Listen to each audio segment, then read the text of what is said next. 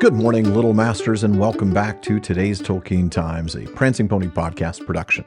I'm the Man of the West. It's time to wrap up Week 82 with Silmarillion Saturday. These Saturdays are our chance to revisit the history and legends of the Elder Days, whether from the Silmarillion, Unfinished Tales, or more. Now, in The Princess Bride, Inigo Montoya says that Vizzini told him to go back to the beginning.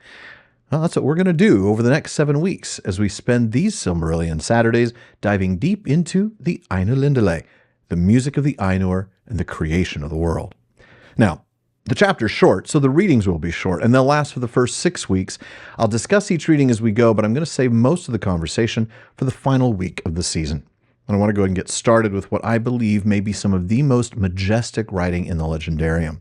Although I know it's also responsible for a lot of folks bouncing off the Silmarillion the first few times. It certainly reads rather differently from "In a hole in the ground there lived a hobbit." Ainulindalë, the music of the Ainur.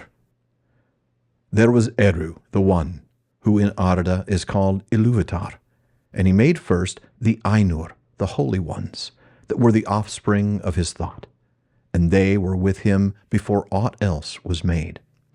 And he spoke to them, propounding to them themes of music, and they sang before him, and he was glad. But for a long while they sang only each alone, or but few together, while the rest hearkened. For each comprehended only that part of the mind of Ilúvatar from which he came, and in the understanding of their brethren they grew but slowly. Yet ever as they listened, they came to deeper understanding, and increased in unison and harmony. And it came to pass that Ilúvatar called together all the Ainur and declared to them a mighty theme, unfolding to them things greater and more wonderful than he had yet revealed.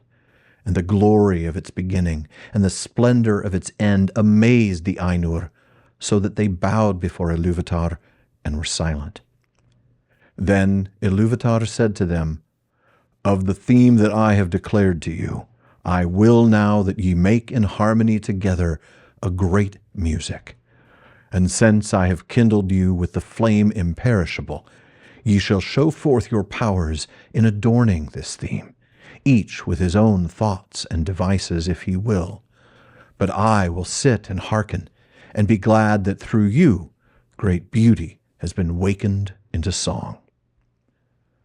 Then the voices of the Ainur, like unto harps and lutes, and pipes and trumpets, and viols and organs, and like unto countless choirs singing with words, began to fashion the theme of Ilúvatar to a great music.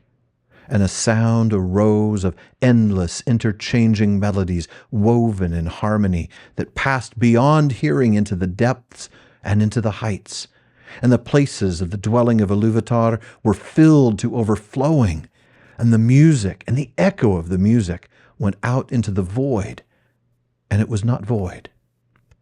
Never since have the Ainur made any music like to this music, though it has been said that a greater still shall be made before Ilúvatar by the choirs of the Ainur and the children of Ilúvatar after the end of days. Then the themes of Ilúvatar shall be played aright, and take being in the moment of their utterance, for all shall then understand fully his intent in their part, and each shall know the comprehension of each, and Ilúvatar shall give to their thoughts the secret fire, being well pleased. But now Ilúvatar sat and hearkened, and for a great while it seemed good to him, for in the music there were no flaws.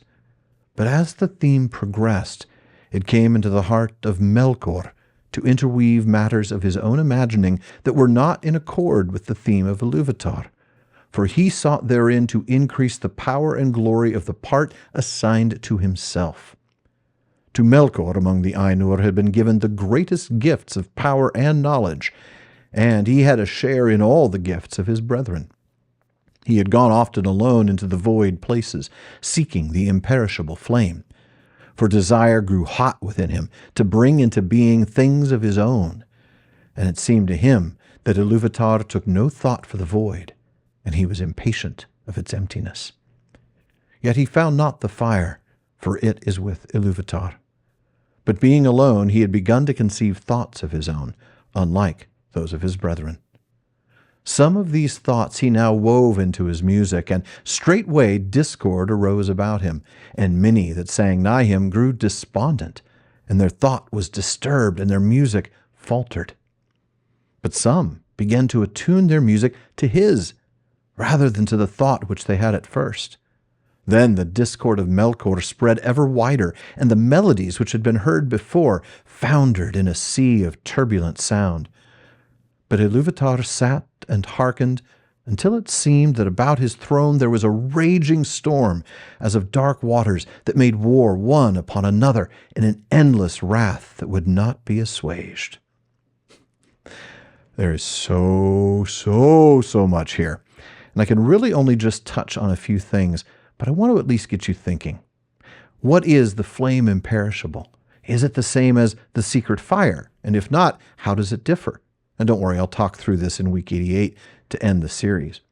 What I do want to explicitly point out today is a concept that came to my mind when Sean and I first discussed this passage back in March of 2016, in only the 5th episode of the PPP, The Sins of Melkor. As Tolkien says beautifully in his letter, published in the 2nd edition, which I wish we had time to read and discuss, there cannot be any story without a fall. All stories are ultimately about the fall, at least not for human minds as we know them and have them. Now, here in one single paragraph of Ainulindalë, we have 4 clearly identifiable sins or errors that Melkor makes. The first is pride, right? He sought to increase the power and glory of his own part. Second, the desire to possess and dominate. The desire grew hot within him to bring into being things of his own.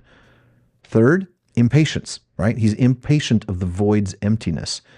And finally, maybe a little less clear since it's not like an obvious sin per se, we will see it's clearly an error throughout all of Tolkien's works.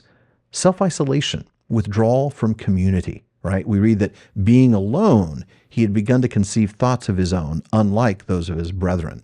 We'll see similar things in other characters down the road. Now, we also get the start of the themes, but we're going to talk more about those next week, along with one of my favorite concepts in the Legendarium, spbimi, or SPBMI. And if you haven't heard that phrase yet, you're going to learn all about it next week.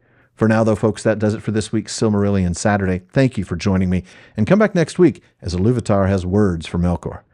Please visit patreon.com/TolkienTimes to learn how you can get an ad-free feed, bonus episodes, become a part of my content council, help me decide what I'm going to talk about next series. Podcast listeners, subscribe to the show in your podcast apps. On YouTube, please subscribe to the channel to get this show and all of the PPP productions. And be sure you're following @PrancingPonyPod on all your social media. Finally, as Faramir says, go with the goodwill of all good men.